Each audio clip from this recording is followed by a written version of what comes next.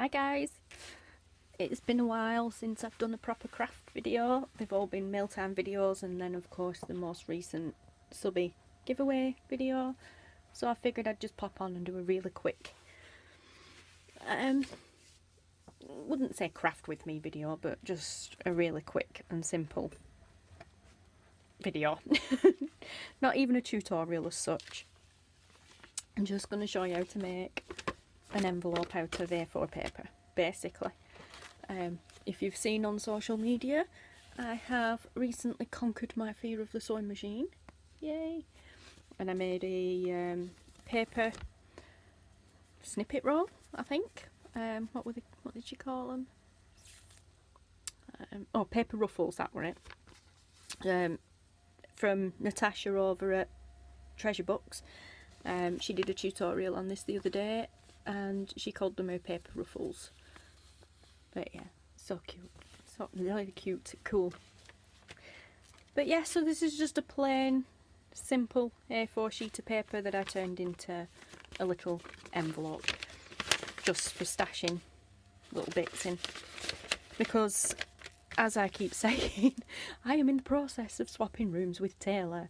Taylor's going upstairs into the room where my current workroom is, and I am coming downstairs where I am at the moment. I'm in one half of his room and he's in the other half of the room. And everything's packed up and I don't know where anything is. Even as I'm fetching stuff down and unboxing it, I'm thinking that's not what I was looking for when I thought it were. So for the time being, I just thought, well, you know, it's just a piece of paper, it's easy to store, but I can put stuff in it. So yeah, you don't need to sew. You could use washi tape around the edges, but I am, seeing as how I'm on a roll with the sewing machine, I'm going to sew this one. So, and because at the moment I still have purple thread in the sewing machine and I can't be bothered swapping it out, I am going to use pink paper for this one. This paper is a bit cardstocky style paper, and it's quite rough on one side, smooth on the other, so we'll go smooth side up. And it's all about your own personal preferences. What size do you want the envelope part to be, and what size do you want the flappy part to be? That one I did probably about 3/4. This one I think I'll do a bit bigger. So there's no measuring at all involved. You can, but there's no measuring at all involved. What I'm doing is this blue cutting board underneath my glass mat, which is not a crafty mat. I've been asked about this a few times. It is not a craft mat. It is a glass kitchen chopping board that I got off Amazon as a cheap alternative to a craft mat. The two boards underneath, the pink one and the turquoise, bluey turquoise one, are proper craft self-healing cutting boards from Aldi. I just like the way that this is, with it being a glass cutting mat, with it being a glass kitchen chopping board, I can cut things on it and it doesn't scoot across the board. It's quite safe to cut on, although I very rarely do. If I am cutting something, I usually lift it and use the pink one. They're just lined up like that, mainly pink and turquoise, as people know. Bluey turquoise, pink, like pink and purple are my business colours, as you can see. They are both me. Northern Craftaholic is the main one that people know. Northern Beadaholic is like it's still me, us, but it's separate. It's like an umbrella. That's just basically because when I was doing the beading and posting it on the Craftaholic one, it kept getting lost in everything else, so I wanted to show it off separately, so I set a separate page up. But it's a bit neglected at the moment. But anyway, get back. As I was saying, I have this on here, apart from it being pink and turquoise, as match the business colours, as a guide, so when I'm filming I know if I stay within this blue area, I'm okay. And all I'm doing really is lining up the bottom of the fold where it's 0 and I'm going up to number 12. That's just my rough guide. Like I said, it is probably nowhere near straight, but that's just my rough guide, and then I'm going to fold. And that leaves me this to flap down. So you want to leave a bit of a gap. I just usually put my finger there so you get a little crease there. You can measure, by all means measure, but I don't. Not with this anyway, because I don't need it to be perfect. And then fold across. And today, this one, I'm going to round the corners on the envelope flap. Which, again, you don't have to. I didn't on the other one. Not going to do it there, but I will do it there. Just makes it look a bit more like an envelope, really. As I said, I didn't do it there, so... And now, I'm going to... Before I do, I'll just show you. This pink one is now actually slightly bigger than the white one, which is fine. Only just. But that's fine. I don't mind that. And I'm going to just switch you off and take you over to the sewing machine setup. Okay guys, we're back. I love this new setup. I've played around with it a few times, and if anybody's got me on, well, if anybody's following me on Instagram, you'll have seen that I set it up this morning and did a little test. And how I know that I'm in frame is my sticker. I've got the little bottom of the sticker lined up with the corner of the camera. But anyway, so here we have the envelope. And what you want to do is lift the flap up. Don't sew up with the flap shut, you will sew the flap shut. Lift the flap up.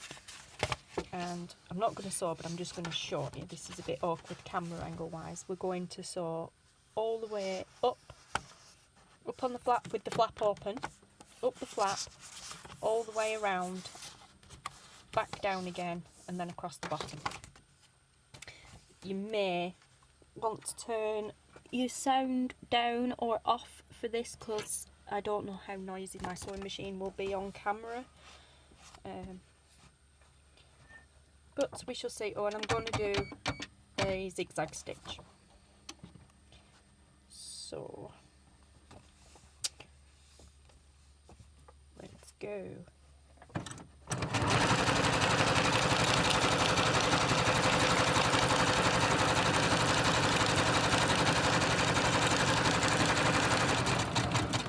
While I'm doing this, because if you've watched the, oh no, you won't have watched it yet because it's not live. I was going to say, if you've watched the tutorial Thursday video, I promised another tutorial on how to do the corner trick. But that won't have gone, I filmed it the other day, but it's scheduled for this Thursday. Today is Monday. So I'm actually going to show you now, ahead of the tutorial. Just one second, I'm just going to move this basket out of the way because it's in my way for turning. So yeah, when you're doing a zigzag stitch, get close to the edge. Make sure your needle is at that side, not the left, not the right side, the left hand side, and in the paper.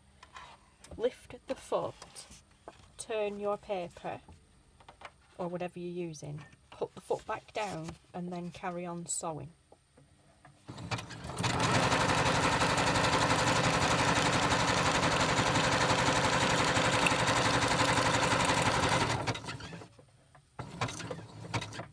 I'm not going to go right to the edge because I can't quite judge at the moment how close to the edge I am on these. Again, to the left hand side. Don't know how well you can see that. I'll just zero you in a little bit. The needle is on the left hand side and it's still in the paper.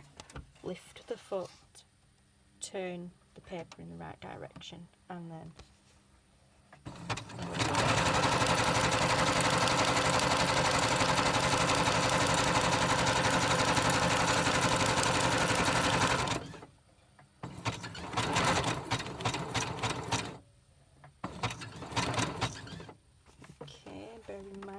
corner on this one, a rounded corner. Again, needle over to the right, left hand side, not the right side, the left side, still in the paper. Lift the foot, turn, put the foot back down, and sew.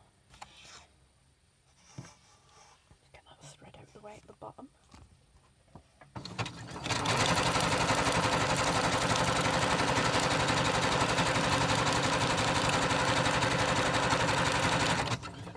Now it's not going to work here where you start and finish, because obviously it's where you start and finish.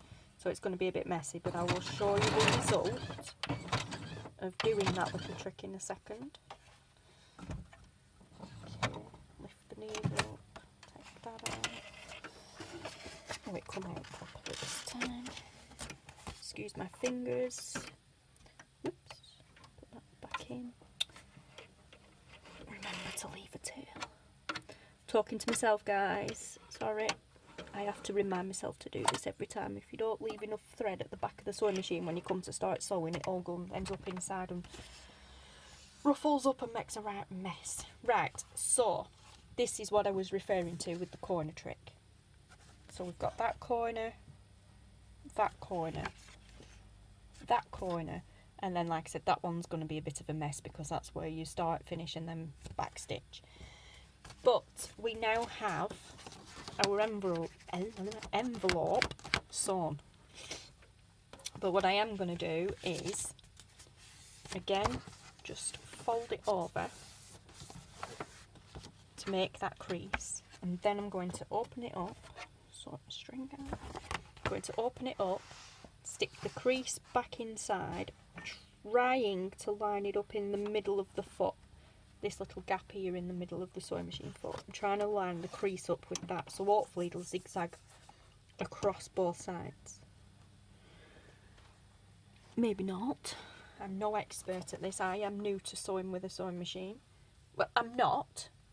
I was just always scared of them when I was younger and most recently. But I'm new to now doing this.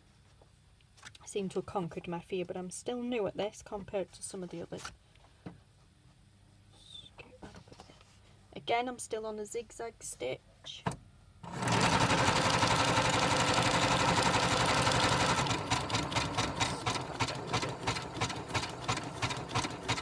Hoping this is zigzagging across this line. Hoping it's not, because I'm not straight. Never mind.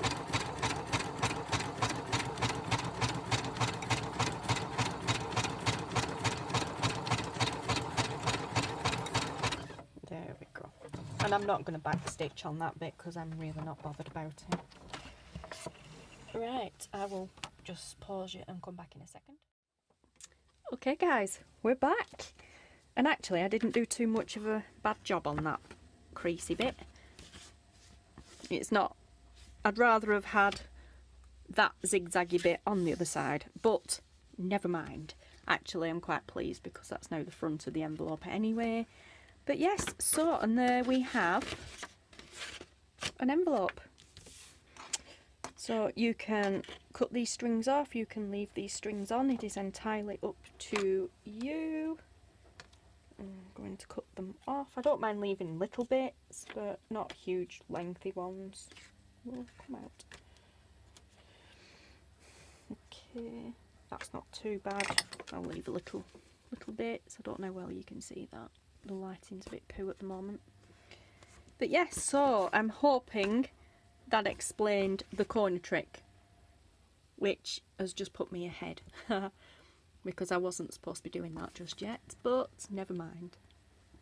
But yes, so there you go. That's how to turn corners neatly when doing a zigzag stitch. It'll never be neat where you start and finish. Excuse me. And I'd normally do that so it's on the underside actually.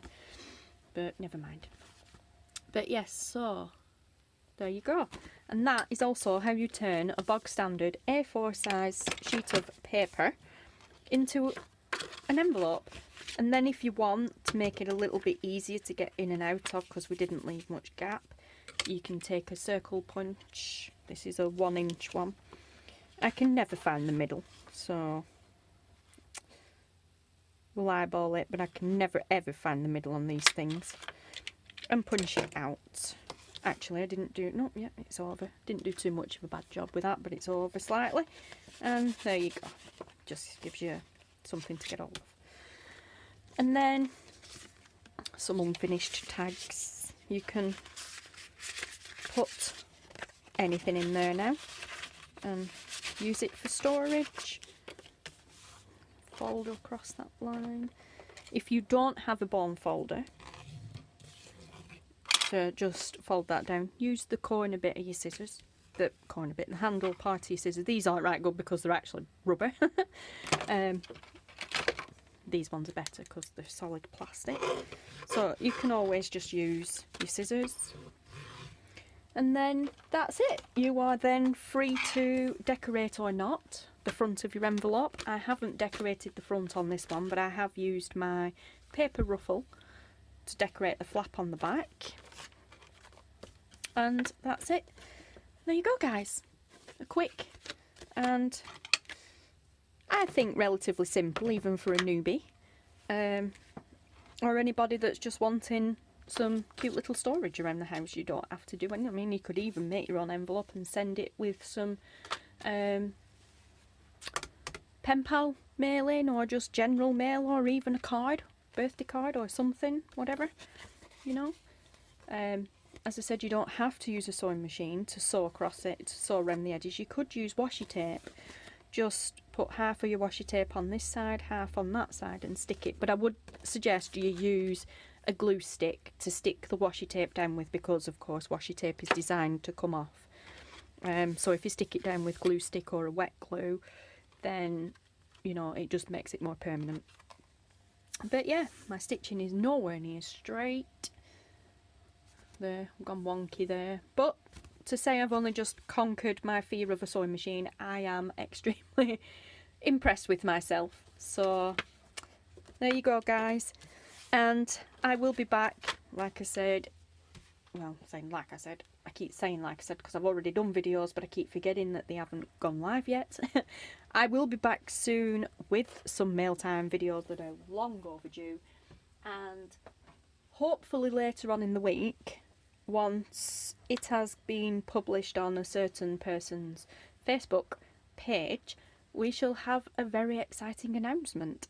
So take care, guys. I hope you found this quite useful.